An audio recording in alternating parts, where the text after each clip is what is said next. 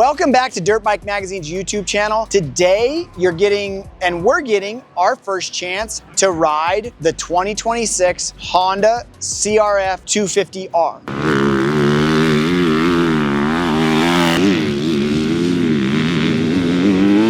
Now, there's a lot of different models in the range of 250cc engine. This is the motocross version. Honda did a lot last year to change the overall rigidity of this motorcycle. They kept going kind of softer, and we talked to testing department last year, and for 2025, they made a lot of frame changes and went actually more rigid. It gave the bike a more predictable feel overall. This bike, power-wise, is more of a bottom to mid-range engine. They kind of jump around between making them real revvers and then making them to where they're bottom and mid-range engines. Honda's in the stage of a bottom mid-range engine. We're not complaining about it because it makes the bike really easy to ride. No major changes for 2026. The bike is essentially identical. If you're not real familiar with it, check out the website, dirtbikemagazine.com. That'll kind of give you all the specs on this model. But we're gonna go ride this thing and then come back and tell you what we think.